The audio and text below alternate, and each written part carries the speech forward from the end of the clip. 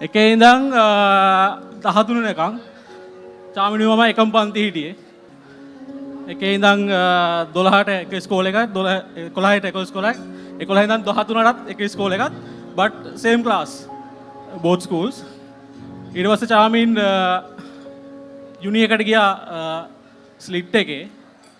මගේ අර මම වෙන එකකට ගියා ඒක SL කෑල්ල නැතුව IIT එකට. but ඊට පස්සේ යුනි ඉවරලා අපි වැඩ කරත් එකම කම්පැනි. චාමින් UK යනකම් අපි වැඩ කරත් එක කම්පැනි.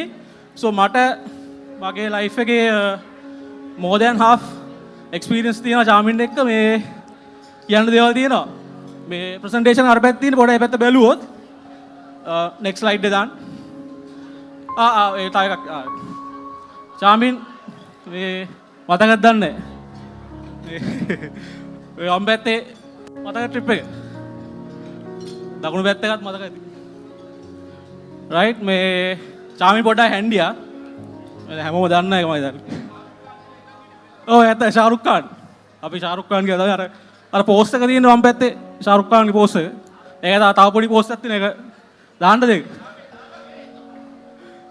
ඔව් මේ ඒ කාලේ හැන්ඩියා මේ ඊට පස්සේ අපි මම පොඩ චාමින් ගැන කියන්න. ඔයගොල්ලෝ දැන් චාමින්ව අඳුන කට්ටිය එක එක විදිහෙන් දන්නවනේ. ෆැමිලි වලින් දන්නවා, ෆ්‍රෙන්ඩ්ස් ලගෙන් දන්නවා. බට් එයාගේ නොදොටු පැති ටිකක් තියෙනවා. මම ඒක පොඩ්ඩක් කියන්න.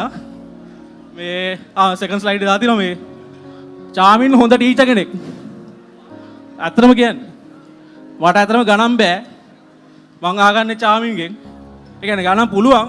අර ගණන් වලට අකුරු වැටුණාන් පස්සේ එතනින් කරගන්න බැරි වුණා. චාමින්ගෙන් තමයි මං අහගන්නේ මේ ඒ විතරක් නෙමෙයි චාමින් ටියුෂන් උත් කරා. IT හැම ටියුෂන් කරන්නේ.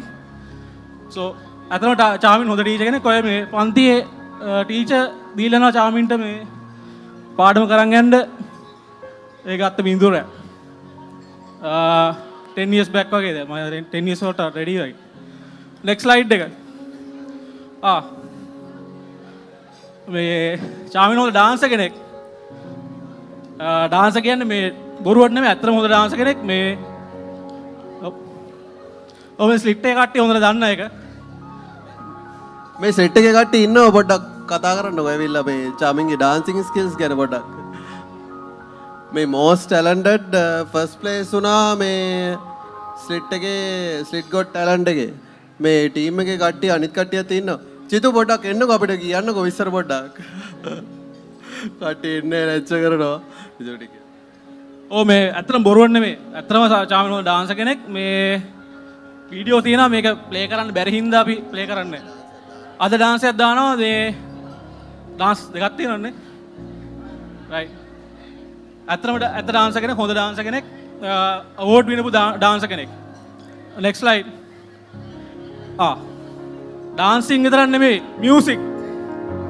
මියුසික් උත් පුළුවන්. සිංගින් ප්ලේයින් දෙකම පුළුවන්. මේ වම් පැත්තේ සිංගින් දකුණු පැත්තේ ප්ලේයින්. හැබැයි මේ গিitar එක අල්ලන්න විතරයි පුළුවන්, ගහන්න බෑ ඒක. අල්ලන විදිය දන්නෝ. එහෙමනේ. කෝඩ්ස් එකක්වත් එහෙම මුකුත් දන්නේ නැහැ. අල්ලන විදිය දන්නවා. මේ වම් පැත්තේ මේ අතරම ටැලන්ටඩ් මියුසිෂියන් කෙනෙක්. ඊට පස්සේ next slide please. එතනින් විතරක් නෙමෙයි මේ ලංකාවේ ප්‍රශ්නයක් තියෙනවා මේ ආර්ථික ප්‍රශ්නේ. ආර්ථික ප්‍රශ්නයට උත්තර හොයන්න නව නිෂ්පාදන ගෙනාවු කෙනෙක්. වම් පැත්තේ තියෙන පින්තූර තියෙන්නේ නව නිෂ්පාදනයක් කරලා මේ ඕඩ්ඩයක් දිනපු එකක්. බොරු නෙමෙයි. නිෂ්පාදනය මොකක්ද කියලා අහන්න එපා. එහෙම එකක් නෑ. බට් ඕඩ් එක දින්නා. මේ රිසර්ච් එකේ අවෝඩ් එක right? හරිනේ. එලකින්. right මේ ඒක මේ පොඩි පෙට්ටියක් වගේ එකක් නේ. මම දන්නේ මොකක්ද දෙන්නේ කියලා ඒක. කොහොමද සෙට් එකෙන් එහෙම ලොකු තෑගි දෙන්නේ නැහැ නේ. අපි දන්නවනේ ඉතින් පොඩි තෑග්ගක් දෙන්නේ. ඔය මේ ඊට අමතරව ඉනෝවේෂන් තියෙනවා. ඒක මේක පෙන්වන්න බෑ. පෙන්වන්න පුළුවන් ඉනෝවේෂන් නැත්තම් මම දාලා තින්නේ. ඒතකොට හොඳ ඉනෝවේටර් කෙනෙක්. next slide please. මේක ඇත්තටම මේ එන වැදගත්.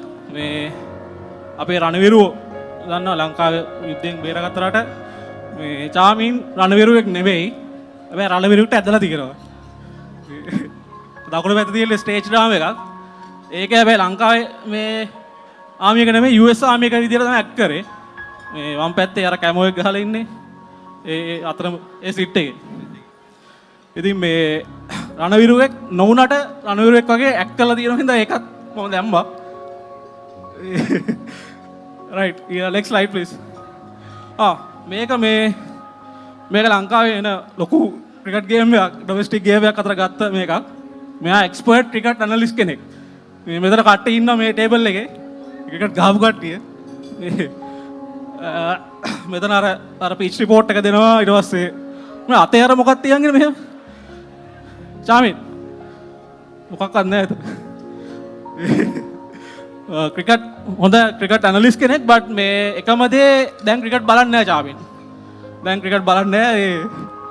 දැන් මං හිතන්නේ මේ UK වලට ගියාන් පස්සේ එයා ක්‍රිකට් නතර කරා හැම මේ ළඟදී වෙද්ද දේවල් එක්ක. බට් දැන් බලන්නේ නමුත් දක්ෂ ක්‍රිකට් ඇනලිස්ට් කෙනෙක්. next slide please. ඇක්ටිවිස්ට් කෙනෙක්. නිකන් නෙමෙයි. ඒ කියන්නේ 2004 මහින්ද සුළඟ එක්ක ඊට පස්සේ මහින්ද චින්තනය ඊට පස්සේ මග නැගුම ගම නැගුම ඔක්කොමත් එක්ක ඊට පස්සේ ගෝඨාභය රට රකින්න අපි විරුව වෙනකම්ම හිටියා. අන්තිමට ගෝඨා හෝම් එකටත් ආවා. ගෝඨාභය අපි ගේන්න ගොඩක් කෑගෑව සෙට් එකේ ඔබට මතකද? හරිද? කට්ටිය එක රණ්ඩුනා මේ කට්ටිය මෙතන ඉන්නවා. හරි. අර මේ පිඹුරදියන් ඉන්නේ අපි ගාල්ලේ ගිහිල්ලා ඔය මේ බයෙන් ඔය අල්ලන් ඉන්නේ. මට කිව්වේ නම් ඒ පිඹුරා එනම වඳ වෙච්ච සත්වයෙක් සංරක්ෂණය කරා කියලා තමයි මේ කැප්ෂන් එක තිබ්බේ. බට් සත්තු සහ දේශපාලනය ආර්ථිකය ඔක්කොම ගැන බොහොම උනන්දුවෙන් වැඩ කරන කෙනෙක්. අර එහා පැත්තේ ඉන්නේ ඉන්ටරැක්ට් එකේ ඉන්ටරැක්ට් ක්ලබ් එකේ බට් ඒක කරපු දෙයක් නැහැ නේ. මම දන්නවා.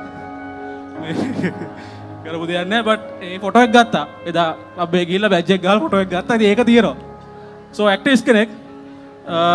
බොහොම ටැලන්ටඩ් මේ පබ්ලික් ස්පීකින් වලට එහෙම කතා කරන්න පුළුවන්. ඉතින් පොයින්ට් එකට දෙනවා. මේ අපිත් එක්ක එහෙම තර්ක කරනකොට. next slide please. celebrity.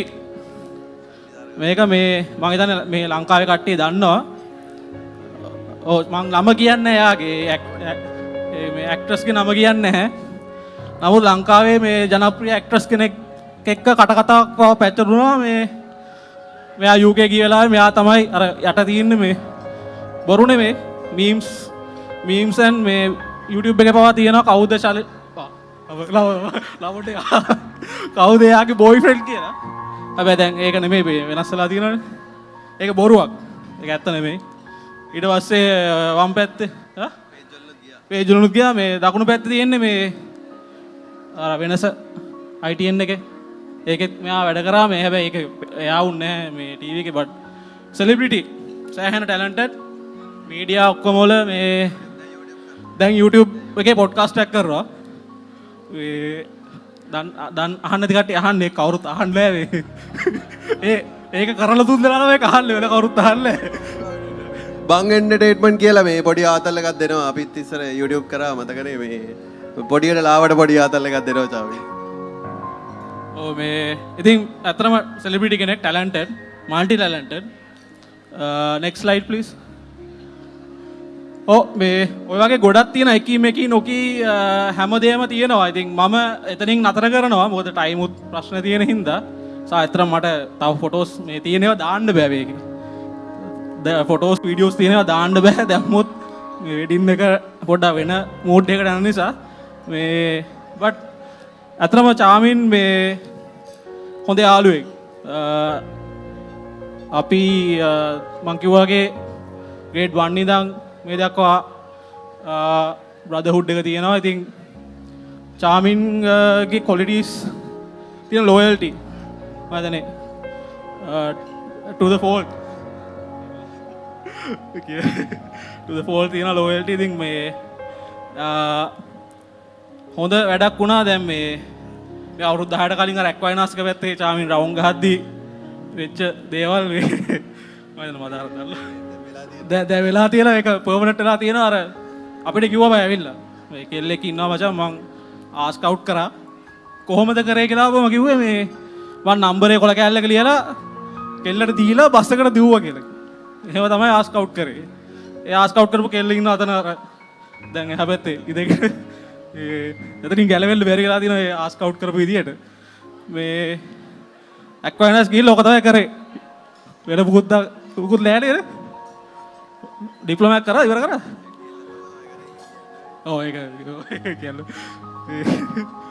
next slide please. මේ ටැලන්ට් තියෙන අර මේ ස්ටේජ් ඩ්‍රාමා එකක් අරගත්. ඒ කියන්නේ හැම දෙයකම ඉන්නවා ඉතින් අර තුවක්කු තියාගෙන එහෙම හදගන්න. next slide please. මේ සිට් එක කට්ටිය. මොනවද කියන්න දෙනව මේකේ? මේකේ ඉතින් එහෙම කියන්න අමුතු වෙන දෙයක් නැහැ. ස්ලිට් එකේ විස්තර ගොඩක් කිව්වොත් මේ ගොඩක් කියන්න බෑ මෙතන. හරිද? ඒක නිසා මම මොකද කියන්නේ අර අපේ බර්ත්ඩේ පාටියක් අපිට ඉස්සර තිබ්බ ලොකුම ප්‍රශ්නේ තමයි කන්න ගියාම මෝ කන්නේ නේ මෝ වෙජ්. හරිද? ඒ නිසා ඉතින් මේ අපිත් එක්ක ෂේප් එකේ කනවා. ඉතින් චිකන් එහෙම කන්නේ මේ ෂේප් එකේ ඉන්නවා. වෙජ් වුණා හැබැයි මේ UK ගියන් පස්සේ මේ මර කුකුළු කෑවා කියලා ආරච්චි මැක්ඩොනල්ඩ්ස් ඒව රන් කරා කියලා ආරච්චි රෑවල මේ අපි අවිත් එක්ක අද්දි වෙජ් හැබැයි මේ ඒ කියන්නේ කුකුළු කන්නේ නැහැ හොදි කනවා. එහෙනම් හොදි කනවා ඒක ප්‍රශ්නයක් නෑ. හැබැයි වෙජ් වීගන් ඔක්කොම තියෙනවා. මේ next slide please. මේ ස්කෝල් සෙට් එකක් මේ එහා පැත්තේ වම් පැත්තේ කොනේ ඉන්නේ ඇමති කෙනෙක්ගේ මේ ඇමති කෙනෙක් ලේකම් කෙනෙක්ගේ පුතෙක් මෙතන ඉන්නවා මේ රයිට් මේ ඒ වගේ අර අපිට ලොකු මේ සම්බන්ධකම් එක්ක මේ චාමින් ඇවිල්ලා තින්නේ මේ මම හිතන්නේ මගේ ප්‍රසන්ටේෂන් එන්ඩ් එකට ඇවිල්ලා ඉන්නේ ස්පෙෂල් මැසේජ් එකක් තිබ්බා මේ අද මෙතනට එන්න බැරි වෙච්ච කෙනෙක්ගේ එයා පිටරට ඉන්න හින්දා එන්න බැරි වුණා බට් මට ඒක දැන් ප්ලේ කරන්න විදියක් නැහැ මොකද මට ඔඩියෝ නැහැ මේ ස්ලයිඩ් ෂෝ එකට බට් එයා කිව්වා බෙස්ට් ඔෆ් ලක් කියලා නෑ සෝරි කන්ග්‍රැචුලේෂන්ස් කියලා කිව්වේ බෙස්ට් ඔෆ් ලක් කිව්වේ නෑ ඒක හොඳ නෑ කන්ග්‍රැචුලේෂන් කියලා කිව්වා මේ එයා වෙනම මැසේජ් එකක් කිව්වා එයා කියන්නේ එයා යන්නේ එයාගේ ගර්ල් කිව්වේ කන්ග්‍රැචුලේෂන්ස් කියලා ගර්ල් නැතුව වෙනම මැසේජ් එකක් කිව්වා ඔයාට ඒක වෙනම පර්සනලි දාන්න දෙන්න කියලා මම ඒක පස්සේ දෙන්න so I think මේ මෙතනින් ඉවරයි මම කතාව අසාසිරි ඔබ සමට ස්තුතියි